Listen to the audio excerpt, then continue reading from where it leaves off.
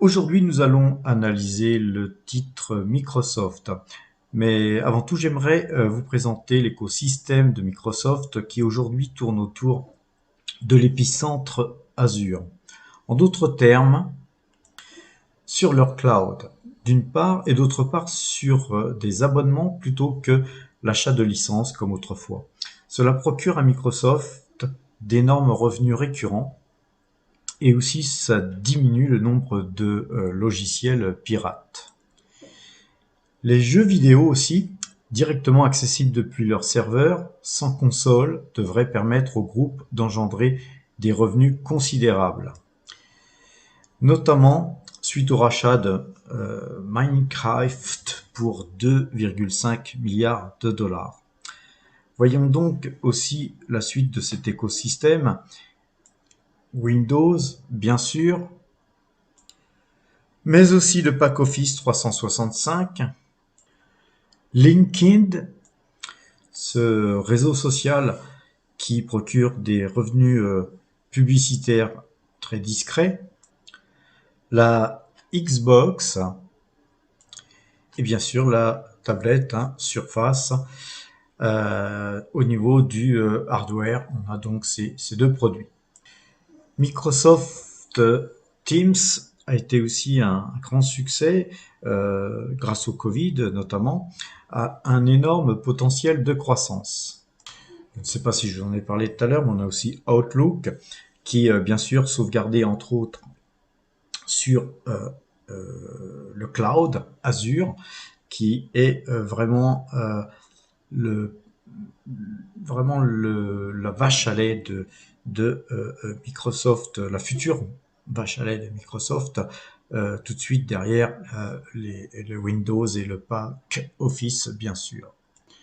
Alors tout ça est vraiment un écosystème qui marche très bien, mais on notera quand même deux échecs, on va dire surtout un demi-échec, un Bing qui est un moteur de recherche qui est plutôt, on va dire, merdique, on en conviendra tous, et le smartphone Lumia qui n'a pas fonctionné. Et aujourd'hui, tous les investisseurs ont les yeux rivés sur le cloud et à savoir que Azure est le deuxième plus gros cloud après donc Amazon. Effectivement, beaucoup de choses à attendre de ce côté-là. Maintenant, on va passer au niveau de l'analyse graphique et macroéconomique de ce titre qui cote aujourd'hui 304 dollars et quelques. Il faut savoir qu'en 1986, ce titre a été introduit à 10 cents par action. Donc le titre peut paraître très cher aujourd'hui par rapport à son introduction de 1986, mais je pense néanmoins qu'il y a encore beaucoup de croissance à avoir du côté de chez Microsoft. Donc là, on va voir un petit peu ce que nous présente Zone Bourse. Oui, j'avais oublié de vous parler de GitHub qui avait été racheté en 2018, je crois, pour 7 milliards et demi. C'est une plateforme de développeurs, donc ça a du sens aussi pour Microsoft. Et puis je vous avais pas parlé non plus de SQL Server, bon, Visual Studio aussi, mais bon voilà. Donc c'est vrai que il y a encore certainement beaucoup de choses à dire comme PowerPoint, OneNote, Access, etc. qui font partie de l'écosystème de Microsoft. En tout cas, la vente de consoles et de logiciels de jeux vidéo, ça représente 8%, 8,1% du total des ventes. Et donc, personnellement, je pense qu'il peut y avoir encore une énorme croissance à ce niveau-là, et puis surtout dans le cloud. Alors maintenant, on va regarder au niveau des finances. Voilà, on voit que le PER de Microsoft est en 2022 est de 31 fois les bénéfices, ce qui est pour une société d'une telle croissance en fait un PER relativement faible, il faut en convenir. Quand on regarde le rendement, on voit qu'on a un rendement de 0,81% en 2022. Donc pour ceux qui me suivent régulièrement, vous savez que moi je suis à la recherche de dividendes en général bien plus importants que ça. Mais un rendement de 0,81% pour une valeur comme Microsoft, ça ne veut rien dire parce que vous avez une croissance moyenne de ce même dividende, hors période Covid, hein, bien sûr, qui est d'environ 10%. C'est-à-dire que chaque année, votre dividende, il augmente de 10%. Pourquoi? Parce que c'est une valeur de croissance. Donc, la croissance du prix de l'action est bien plus importante que celle du dividende versé. Et donc, après, effectivement, il y a des partisans, des gens qui sont plus à la recherche de valeurs de croissance et qui ne recherchent pas un rendement versé trimestriellement ou mensuellement. Et justement, ce qui est important d'observer, c'est aussi la croissance du chiffre d'affaires. Et là, on voit qu'en 2019, on était à 125 et ensuite en 2020 à 143, à 2021 168, 2022 198, là ce n'est qu'une prévision, 2023 on serait à 226 et 2024 257. Donc on voit vraiment une croissance continue et d'ailleurs je ne vois pas comment il pourrait en être autrement vu la façon dont Microsoft tire ses bénéfices, notamment chaque fois que vous achetez un ordinateur, un PC, sauf si vous achetez un Mac bien sûr, vous avez forcément un système Windows embarqué et à chaque PC vendu, eh bien Microsoft touche un petit peu sa dîme et effectivement son chiffre d'affaires ne fait que grossir puisque d'année en année, de jour en jour, il y a de plus en plus d'ordinateurs. Au niveau du dividende, hein, comme je vous le disais tout à l'heure, bah là on le voit, on a 2,45 $ par action qui sera versé en 2022. Donc ça correspond tout à fait à ce qui avait été dit précédemment. Maintenant, il est intéressant de voir qu'on a aussi une marge nette qui tourne autour de 30 à 36%. Hein. Donc Microsoft a de très belles marges et ce qui en fait une très belle valeur. Autre élément très intéressant, c'est le ROE. Alors le ROE, je rappelle, c'est le revenu net divisé par les capitaux propres. En gros, hein, il faut quelque chose de supérieur à 10% pour que ce soit intéressant et vous avez donc un ROE à 42%, donc un ROE extrêmement bon. Mais pas seulement, puisque le ROA, donc là c'est le revenu net divisé par le total des actifs, qui doit être lui aussi largement supérieur à 10%, et là on est supérieur à 20%, ce qui est excellent aussi. Alors quand on fait un tour du côté de Simply Wall Street, j'aime bien regarder un petit peu aussi leurs analyses, qui est toujours très bonne. On s'aperçoit quand on regarde un petit peu là ce qu'on voit là tout en vert, on voit que c'est une société qui a un passé, qui a donné dans le passé de très bons résultats. La santé de l'entreprise est au mieux de sa forme. Elle verse un dividende, donc elle pourrait verser beaucoup plus. Donc au niveau dividende, elle a moins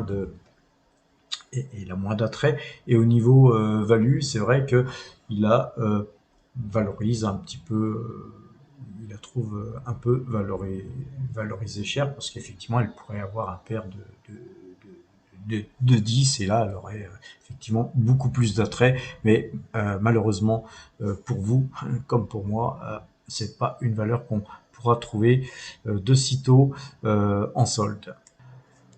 D'ailleurs, quand on regarde les compétiteurs, hein, on a Oracle, toutes ces sociétés jusqu'à Fortinet, et on voit que leur note est beaucoup moins belle, hein, et pas du tout verte. Et donc on peut regarder aussi sur Simply Wall Street que d'après leurs calculs, Microsoft est aujourd'hui sous-évaluée de 35%, c'est-à-dire qu'elle pourrait s'apprécier de 35% et arriver en gros à 463 dollars, ce que je valide, hein. Moi personnellement, je pense que ça me paraît tout à fait un scénario probable. Jetons un coup d'œil du côté des graphiques. Quand on voit un petit peu ça en monthly, on voit que c'est vrai que c'était une valeur qui valait en 1993 2 dollars et aujourd'hui elle vaut 304 dollars, 303 dollars en gros, après avoir tapé un plus haut sur les quasiment 350 dollars.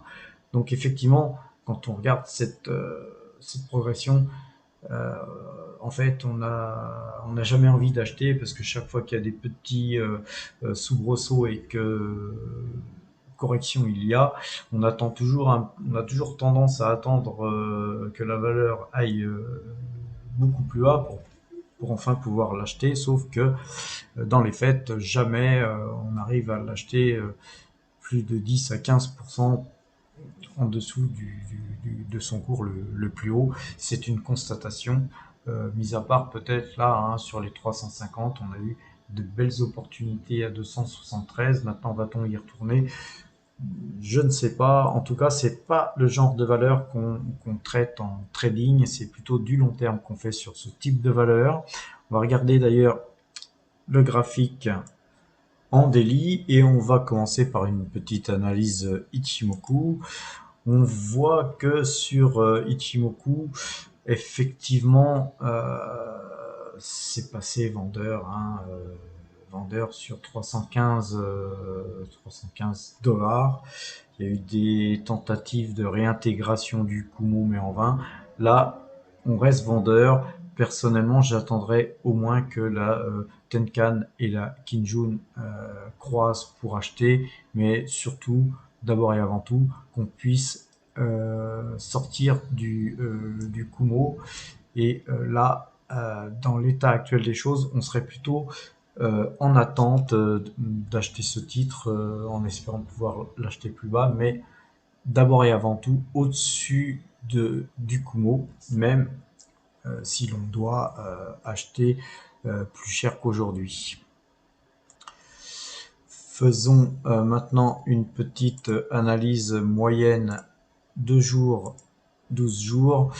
Pareil, hein, on voit que c'est pas clair, hein, donc ça confirme ce que je vous disais sur Ichimoku. Là, sur moyenne 2 jours, 12 jours, on ne fait rien.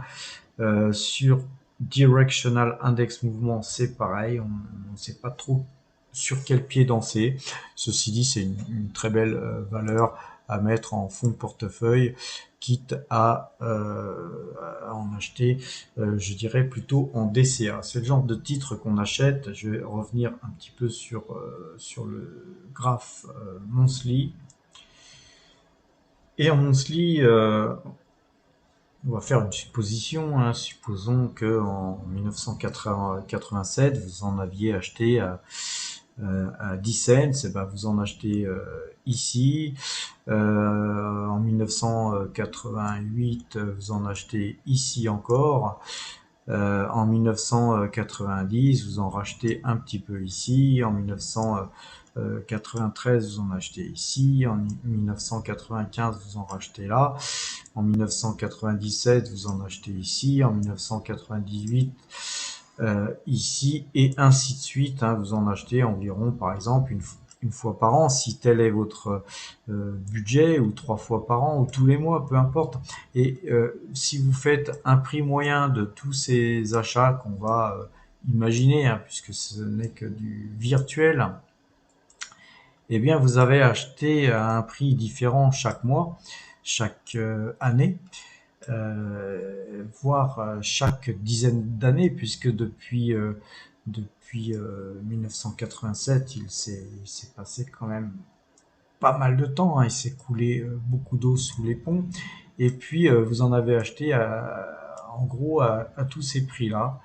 Et aujourd'hui, vous pourriez continuer à l'acheter puisque votre prix moyen, hein, si on fait un prix moyen de tout ça, on pourrait tout simplement l'imaginer autour de 120 dollars. Donc, ayant acheté une grosse quantité de titres, hein, puisque si vous en achetez tous les trimestres, tous les mois, tous les ans, vous avez un gros paquet de titres à 120 dollars qui vaut 300 dollars aujourd'hui. Donc, vous auriez fait en gros pratiquement x3 sur l'ensemble des titres que vous auriez acquis depuis, depuis la création, hein, depuis on va dire le début de cotation de ce titre. Néanmoins, aujourd'hui, sur ce prix-là, vous allez me poser certainement la question, peut-on justement continuer à appliquer cette technique? Je vous dirais bien que oui, tout dépend, tout dépendra du temps sur lequel vous projetez. Si vous vous projetez sur 6 mois, 1 an ou 2 ans, je vous dirais que peut-être que la technique de DCA sur ce titre serait peut-être un petit peu risquée, mais sur 10, 15, 20 ans, vous prenez quasiment aucun risque sur une valeur pareille, surtout si vous faites de la DCA intelligente, telle que je vous l'avais décrite dans une vidéo récente d'ailleurs. C'est-à-dire qu'au lieu d'acheter quand ce titre monte, vous n'en achetez que sur des signaux, c'est-à-dire sur des croisements, par exemple, de moyenne mobile de 12 ou sur Ichimoku quand ça passe le Kumo ou sur tout simplement Directional Index Mouvement, mais vous forcez à conserver vos titres, quoi qu'il arrive, et en racheter que sur signaux, et que, si possible, à meilleur coût que votre premier achat. Voilà, et effectivement, bon, le problème, c'est que si le titre continue à monter, c'est qu'il va falloir quand même, au bout d'un moment, continuer à faire de la DCA, mais ce ne sera pas de la DCA à faire mensuellement, ce sera plutôt une DCA lissée dans le temps plus long, où on achètera des titres tous les 6 mois, tous les ans, mais où on sera assis sur un bénéfice déjà existentiel qui vous permettra d'avoir un matelas et qui vous permettra de continuer à acheter des actions à moindre coût, puisque vous auriez déjà un bénéfice encaissable, dirais-je. Voilà, donc pour conclure hein, cette analyse sur le titre Microsoft Corporation, c'est un excellent titre à mettre en fond de portefeuille avec beaucoup d'autres, on en verra encore d'autres très prochainement. Je vous souhaite une bonne fin de week-end et à la semaine prochaine les amis.